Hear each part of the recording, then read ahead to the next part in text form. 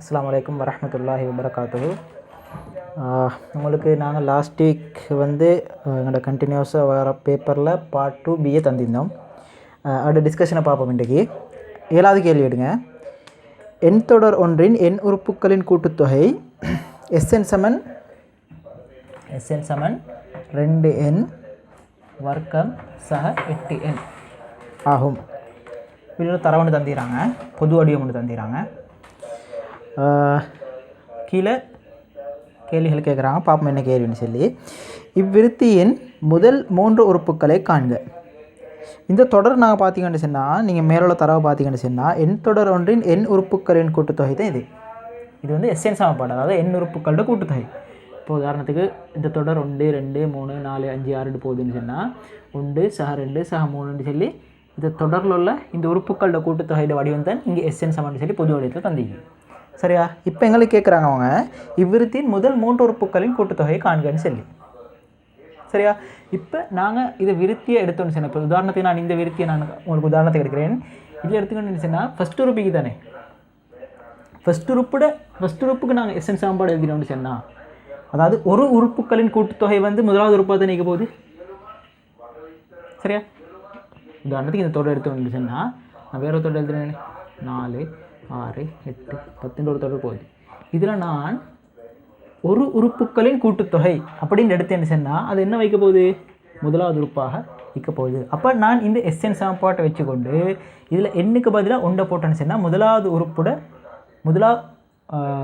ஒரு உறுப்புகளின் கூட்டுத்தொகை வரப்போகுது. நான் எண்ணுக்கு பதிலாக இன்னும் நான் போட்டேன் ஒன்றை போட்டேன்னு சொன்னால் n சமன் 1 ஆக S1 என்னவா போகுது? 2 தர எண்ணுக்கு பதிலாக நான் போட்டேன் 1 1 வர்க்கம் சக 8 தர 1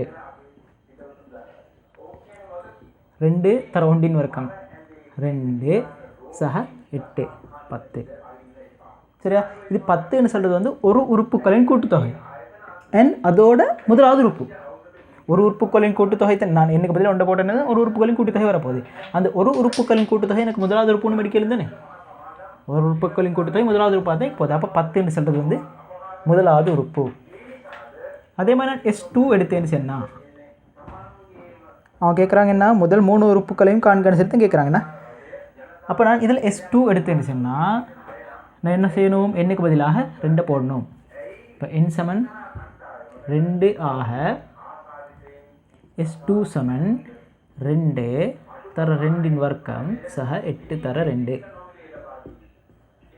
இந்த எடுத்து பாருங்கள்.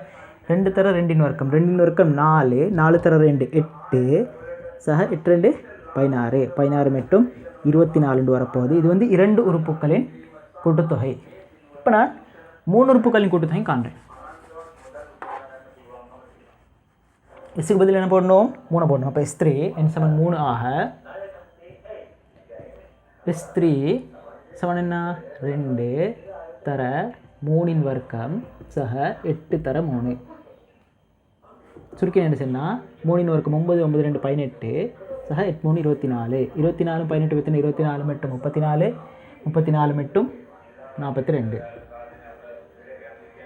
பாருங்கள், இது வந்து ஒரு உறுப்புகளின் கூட்டுத்தொகை, இது வந்து 2 உறுப்புகளின் கூட்டுத்தொகை, இது வந்து 3 உறுப்புகளின் கூட்டுத்தொகை. அப்போ இது 3ஐயும் வச்சுக்கொண்டு எனக்கு முதலாவது உறுப்பையும் 2வது உறுப்பையும் 3வது உறுப்பையும் காணலுமா? எப்படி காண்ற பாருங்கள். இது வந்து எனக்கு ஷுவர், இது வந்து முதலாவது உறுப்புன்னு சொல்லி 10. முதலாம் உறுப்பு 10. இங்கே பாருங்கள், S2 எடுத்தேன்னு சொன்னால் முதல் 2 உறுப்புகளின் கூட்டுத்தொகை. அப்படி தானே? S2 எடுத்தேன்னு சொன்னால் முதல் 2 உறுப்புகளின் கூட்டுத்தொகை. எனக்கு தெரியும் முதலாவது உறுப்பு 10ன்னு சொன்னால் 2ஆம் உறுப்பு என்ன வைக்க போகுது? 2ஆம் உறுப்பு என்ன வைக்க போகுது? 2 உறுப்புகளின் கூட்டுத்தொகை சய முதலாவது உறுப்பு என்ன? 24 10 போனால் 14. இது மாதிரி 3வது உறுப்பு எப்படி காண்ற? எனக்கு தெரியும் 3 உறுப்புகளின் கூட்டுத்தொகை தெரியும், 2 உறுப்புகளின் கூட்டுத்தொகை தெரியும். அப்போ 3 உறுப்புகளின் கூட்டுத்தொகையிலேருந்து 2 உறுப்புகளின் கூட்டுத்தொகை கழிச்சேன்னு சொன்னால் என்ன வரப்போகுது? 3 உறுப்புகளின் கூட்டுத்தொகை 42 சய 2 உறுப்புகளின் கூட்டுத்தொகை என்ன? 24. ஆகவே 3வது உறுப்பின் கூட்டுத்தொகை என்ன? 3வது உறுப்பு என்ன? 18. அப்போ இந்த தொடர் எப்படி ஆரம்பிக்குது? 10, 14, 18 என்ற தொடர். அப்போ முதல் 3 உறுப்பும் 10, ரெண்டாவது உறுப்பு 14, மூணாவது உறுப்பு 18. இது முதல் 3 உறுப்புகளையும் சரியாக கண்டிருந்தேன்னு சொன்னால் ஒரு மார்க்ஸ்னா முதலாவது உறுப்புக்கு ஒரு மார்க்ஸ், ரெண்டாவது உறுப்புக்கு ஒரு மார்க்ஸ், மூணாவது உறுப்புக்கு ஒரு மார்க்ஸ். ஆகவே ஃபர்ஸ்ட் பார்ட்டுக்கு 3 மார்க்ஸ் வரப்போது. முதலாவது உறுப்புக்கு ஒரு மார்க்ஸ், ரெண்டாவது உறுப்புக்கு ஒரு மார்க்ஸ், மூணாவது உறுப்புக்கு ஒரு மார்க்ஸ், மொத்தம் 3 மார்க்ஸ் ஃபர்ஸ்ட் பார்ட்டுக்கு. சரி, இப்போ இந்த தொடர் வந்துச்சு. நாங்கள் ஃபர்ஸ்ட் பார்ட்டில் பார்த்தோம் 10, 14, 18 இப்படி தான் இந்த தொடர் ஆரம்பிக்குது. சரியா? இப்போ பாருங்கள், இதில் கேட்குறாங்க செகண்ட் பார்ட்டை பாருங்கள். 210 இத்தொடரின் எத்தனையாம் உறுப்புன்னு சொல்லி கேட்குறாங்க. 210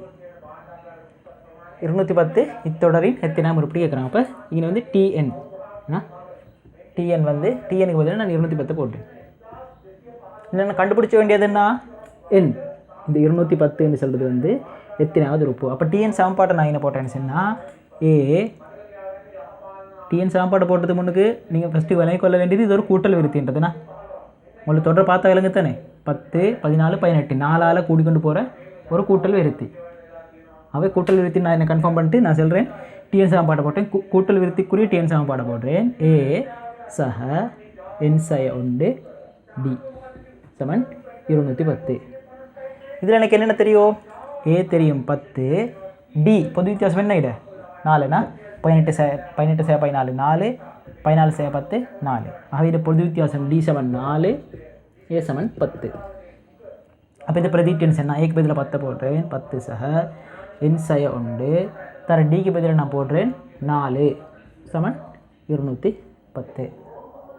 சரியா? இப்போ சுருக்கி நினைச்சேன்னா 4 என் சய உண்டு சமன் 200, என் சய உண்டு சமன் 200 4ஆல் பிரித்து என்ன சொன்னால் என் சய உண்டு சமன் 50, என் சமன் 51. ஆகவே 210 சொல்கிறது வந்து 53ஆம் உறுப்பு. இதை ஆன்சர் எடுத்தீங்கன்னு சொன்னால் செய்கை வழிக்கு ஒரு மார்க்ஸ் கொடுங்க, விடைக்கு ஒரு மார்க்ஸ் கொடுங்க. டிஎன் சமன்பாட்டு போட்டு பிரதிட்டத்துக்கு ஒரு மார்க்ஸ் கொடுங்க, விடைக்கு ஒரு மார்க்ஸ் கொடுங்க. டோட்டல் 2 மார்க்ஸ் இந்த பாட்டுக்கு. தேர்ட் பாட்டை பாருங்கள். முதல் உறுப்பில் ஆரம்பித்து எத்தனை உறுப்புகளின் கூட்டுத்தொகை 1450 ஆகும்னு சொல்லி கேட்குறாங்க. இங்கே எனக்கு தரவில் தந்திராங்க. அதாவது எண் உறுப்புகளின் கூட்டுத்தொகை எஸ்என் சாப்பாடு. அப்போ இந்த சாப்பாட்டை வச்சுக்கொண்டு தான் நான் இந்த கேள்விக்குரிய விடைக்கு போடும். இப்போ எல்லாம் தந்திராங்க எனக்கு 1450ன்றது வந்து முதல் எத்தனை உறுப்புகளின் கூட்டுத்தொகைன்னு சொல்லி. அப்போ இங்கே 1450ன்றது என்ன உறுப்புகளின் கூட்டுத்தொகை. அப்போ இது ஒரு எஸ்என் என்ன, இது ஒரு எஸ்என். அப்போ நான் 1450க்கு பதிலாக எஸ்என்னுக்கு பதிலாக இந்த 1450 பிரதிட்டேன் இந்த சாப்பாட்டில். பிரதிட்டேன்னு சொன்னால் 1002 வர்க்கம் சக 8 சமன் 1450 வரப்போகுது.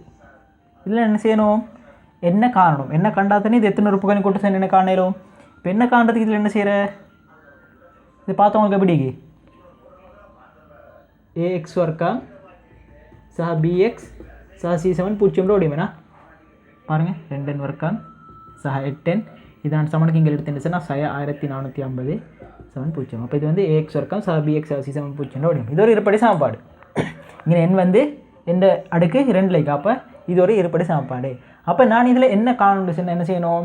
இருப்படி சமன்பாடு தீர்க்கிறதுக்குரிய மெத்தடில் தான் போகணும். எனக்கு ஃபஸ்ட்டுக்கு இது சுருக்கி எழுமேண்ணா. இது 2ஆல் சுருக்கி நினைச்சுன்னா சமன்பாட்டை முழுவதையும் எண் வர்க்கம் சக 4n சய 1450 2ஆல் பிரிச்சு சொன்னால் 725 சமன் 0. சரியா? இப்போ நான் இந்த இருப்படி சமன்பாட்டை தீர்க்கிறேன். சரி, நான் இதில் எனக்கு 3 மெத்தடில் செய்யலும். எப்படி சமன்பாட்டில் பிரதியிட மேலும் நிறைவர்க்கமாக்கல்ல செய்ய மேலும் அப்படி இல்லாட்டி இதுக்கு நேரடியாக காரணிக்கானே மேலும். நான் இதை நேரடியாக காரணிக்கான மெத்தடில் செய்கிறேன். ஏன்னு சொன்னால் எண்ணில் எப்படியுமே எண்ணுக்கு முழு எண் ஒன்று தான் விடையாக வரப்போகுது. ஏது தொடர்ந்து எத்தனாவது உறுப்புன்னு கேட்டால் உறுப்புகள் எண்ணிக்கை முழு எண்ணில் தானே வரும். 1ஆம் உறுப்பு 2ஆம் உறுப்பு 3ஆம் உறுப்புன்னு முழு எண்ணில் தானே வரும். ஆகவே எண்ட விட வந்து முழு எண்ணில் தான் வரப்போகுது. ஆகவே நான் இதுக்கு நேரடியாக காரணி காண்றேன். பாருங்கள் 725 725 எக்ஸ் எண் வர்க்கத்தில் குணகம் உண்டு தர 725 சரியா? இது என்ன செய்யலாம்? நான் இதை 5ஆல் சுருக்கினேன் சொன்னால் 725 5ஆல் சுருக்கினேன் சொன்னால் வரப்போது 100 45. அப்போ இது 5ஆல் சுருக்கினா இந்த ஒன்று என்ன செய்யணும், 5ஆல் பெருக்கணும். பாருங்கள், இப்போ 145 5 வச்சுக்கொண்டு எனக்கு இந்த 4 எடுக்கலுமா, ஏலாம். அப்போ நான் மேலும் சுருக்கிறேன், மறுபடியும் சுருக்கிறேன். இது மறுவா 5ஆல் சுருக்கிறேன். மறுவா 5ஆல் சுருக்கினா இங்கே வரப்போகுது 5ஆல் சுருக்கினா என்ன சொன்னால் 9 29. ஆகவே 145 5ஆல் சுருக்கினா என்ன 29. இது 5ஆல் சுருக்கினா திரும்ப என்ன செய்யணும், இது 5 இது 5 5ஆல் பெருக்கணும். அப்போ 25. இப்போ பாருங்கள், 29 25 வச்சுக்கொண்டு எனக்கு சக 4 எடுக்கலுமா, 4 எடுக்கலுமா, ஏலும். என்ன செய்யணும், கழிச்சணும். பெருக்கல் வந்து சய மாறாமைக்கணும், கழிச்சா நேர் 4 வரணும். அப்போ என்ன செய்யணும், பெரிய இலக்கத்துக்கு சக, சின்ன இலக்கத்துக்கு சய. சரியா? அப்போ நான் இதை 4 எண்ன்றதை உடச்சி எழுதுகிறேன். எப்படி உடச்சி எழுதுகிறேன், எண் வர்க்கம் சக 29 எண் சய 25 எண் சய 725 7 சரியா? இதில் என்ன பொது எடுத்தேன்னு சொன்னால் எண் சக 29, இதில் சய 25 பொது எடுத்தேன்னு சொன்னால் எண் சக 29. சரியா? இப்போ இது ரெண்டுலையோ எண் சக 29 பொது எடுத்தேன்னு சொன்னால் எண் சக 29 சய தர எண் சய 25 சமன் என்ன 0. இப்போ பாருங்க, என்ன எண்ணுக்கு 2 விட வருது. என்ன, ஒன்று எண் சமன் சய 29 அல்லது எண் சமன் 25. இப்போ இதில் நீங்கள் ஒரு விடத்தை நீங்கள் எடுக்கலும். சய 29 எடுக்கலும் உங்களுக்கு ஏலா. உறுப்புக்களோட எண்ணிக்கை வந்து சையில் வராது ஒரு நாளும். முழு எண்ணில் தானே வரப்போகுது. 1ஆம் உறுப்பு 2ஆம் உறுப்பு 3ஆம் உறுப்புன்னு முழு எண்ணில் தான் வரப்போகுது. சய 1ஆம் உறுப்பு சய 2ஆம் உறுப்பு ஒன்று மறையில் வராது. ஆகவே இதை எடுக்கலாம். நான் எடுக்கிறேனே இது எண் சமன் 25ன்றது. ஆகவே என்ன விட 1450ன்றது வந்து 1450ன்றது வந்து 25 உறுப்புகளின் கூட்டுத்தொகை. சரியா? இதுக்குரிய மார்க்ஸை பார்ப்போம்.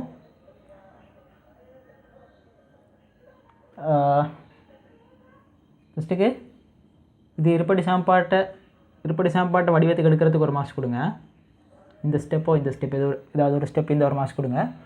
அடுத்து வந்து விடைக்கு இது 25 எண் சமன் 25 விட எடுத்துக்கணும். எண் ச 29 எண் சமன் ச 29 விடையை புறக்கணித்து எண் சமன் 25 விடை எடுத்தீங்கன்னு சொன்னால் ஒரு மார்க்ஸ் கொடுங்க. Total 2 marks. சரி, பி பாட்டை பார்ப்போம். பொது விகிதம் சய 2. பொது விகிதம் சய 2 ஆக உள்ள பெருக்கல் விருத்தியின் 5 உறுப்புகளின் கூட்டுத்தொகை. பொது விகிதம்னு சொன்னால் நான் பெருக்கல் விருத்தியில் வளமையாக குறிக்கிற எழுத்து வந்து ஆர் சமன் சய 2ஆம். சய 2 ஆக உள்ள பெருக்கல் விருத்தியின் 5 உறுப்புகளின் கூட்டுத்தொகை ஏயில் காண்க. ஏன்றது என்ன, பெருக்கல் விருத்தியில் ஏன்றது வந்து முதலாவது உறுப்பு. கூட்டல் விருத்திலையும் ஏன்ற முதலாவது உறுப்பு தான். நாங்கள் ஏன்றதை குறிக்கிறது வந்து எப்பயுமே முதலாவது உறுப்புக்கு. அப்போ இது ஏல காண சொல்லிடுறாங்க. இன்னும் ஏக்கு பதிலாக இலக்கம் ஒன்று தந்தில்லை. விட வந்து பின்னத்தில் வரப்போகுது ஏல வரப்போகுது. சரியா? அப்போ முதலாவது உறுப்பு ஏ, பொது விகிதம் ஆர். முதலாவது உறுப்பு ஏ, பொது விகிதம் ஆருக்கு ஒரு பெருமானம் தந்திடுறாங்க. இப்போ நான் இது ஏம் ஆரும் சார்பில் இந்த தொடர் எழுதினேன்னு சொன்னால் முதலாவது உறுப்பு வரப்போகுது என்ன, ஏ. ரெண்டாவது உறுப்பு என்ன வரப்போகுது, ஏ தர ஆர். அடுத்தது பொது விகிதம். மூணாவது உறுப்பு என்ன வரப்போகுது, ஏஆர் தர ஆர். நாலாவது உறுப்பு ஏஆர் தர ஆர். அஞ்சாவது உறுப்பு ஏஆர் தர ஆர். இந்த ஷார்ட்டாக எழுதினேன்னு சொன்னால் ஏ முதலாவது உறுப்பு முதலாவது உறுப்பு ரெண்டாவது உறுப்பு ஏஆர், மூணாவது உறுப்பு ஏஆரின் வர்க்கம், நாலாவது உறுப்பு ஏஆரின் கணம், அஞ்சாவது உறுப்பு என்ன ஏஆரின் 4ஆம் அடுக்கு. சரியா? இவங்க என்ன கேட்குறாங்க என்கிட்ட, 5 உறுப்புகளை நான் எழுதிட்டேன், ஏழே மாறல. 5 உறுப்புகளின் கூட்டுத்தொகை. அப்போ இது 5 நான் கூட்டுறேன். சரி, இது 5 கூட்டினேன்னு சொன்னால் எனக்கு வெளியே போகலாம். இப்போ நான் என்ன செய்கிறேன், கூட்டத்துக்கு ஒன்றுக்கு ஆறுக்கு பதிலாக எனக்கு தந்திர பெருமானத்தை நான் பிரதிட்டேன். முதலாவது உறுப்பு ஏ, ரெண்டாவது உறுப்பு ஏ தர ஆர். ஆறுக்கு பதிலாக சய 2 போட்டேன்னு சொன்னால் சய 2 ஏ. மூணாவது உறுப்புக்கு நான் போடுறேன் ஏ தர சயரெண்டின் வர்க்கம். 4வது உறுப்புக்கு போடுறேன் a தர சயரெண்டின் கணம். 5வது உறுப்புக்கு போடுறேன் a தர சயரெண்டின் 4ஆம் அடுக்கு. இதில் மாற்றம் இல்லை. சயரெண்டின் வர்க்கம். சயரெண்டு தர சயரெண்டு என்ன 2 தர 2 4. சய தர சய சக. அப்போ சக 4a. 4வது உறுப்பு என்ன வரப்போகுது? சயரெண்டின் கணம். சயரெண்டின் கணம்னு சொன்னால் சயரெண்டு தர சயரெண்டு தர சயரெண்டு. சயரெண்டு தர சயரெண்டு சக 4. சக 4 தர சயரெண்டு சய 8. அப்போ 4வது உறுப்பு வரப்போகுது சய 8a. 5வது உறுப்பு என்ன வரப்போகுது பாருங்கள். சயரெண்டு தர சயரெண்டு தர சயரெண்டு தர சயரெண்டு. இந்த சயரெண்டு தர சயரெண்டு சக 4. இந்த சயரெண்டு தர சயரெண்டு சக 4. அப்போ என்ன பண்ணாங்க 16a. இப்போ இது 5ஐயும் நான் கூட்டுறேன். கூட்டி எனக்கு என்ன பெருமானம் வருதோ என்ன விட வருதோ அதை நான் கொடுக்குறேன். தான் விடி ஆகிக்க போகுது. அப்படி இதை நான் கூட்டி இருந்துச்சுன்னா இதை நான் கூட்டுறேன். அவ்வளோத்தையும்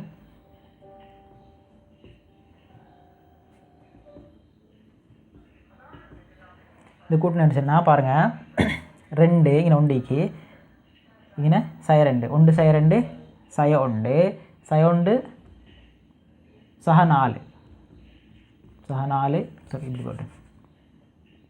ஐயா பொது எடுக்கிறேன். 1 சயரெண்டு சக 4 சய 8 சக 16. இப்போ பாருங்கள் கூட்டினா 1 சயரெண்டு சய 1 சய 1 சக 4 3 3 3 சய 8 சய 5 சய 5 சக 16 11. ஆகவே விட வந்து 11a. இது எல்லாத்தையும் உங்களுக்கு தனித்தனியாக இல்லாட்டி இப்படி செய்யவே இல்லை. உங்களுக்கு கூட்டல் எல்லாத்தையும் தனியாக செஞ்சுட்டு கழித்தல் எல்லாத்தையும் தனியாக செய்யலாம். கூட்டல் எல்லாத்தையும் தனியாக செஞ்சுருச்சுன்னா 16 16 சக 4 20 21. அப்போ கூட்டல் 21. கழித்தல் என்ன சய 2 சய 8. அப்போ சய 10. ஆகவே 21 சய 10 11a வரப்போகுது. இந்த விடையை எடுத்தீங்கன்னு சொன்னால் இதுக்கு வந்து 3 மார்க்ஸ் வரப்போகுது.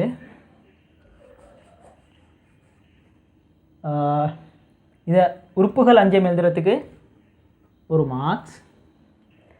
அடுத்தது இதில் சய 1 பிரதியிடுறதுக்கு 1 மார்க்ஸ்.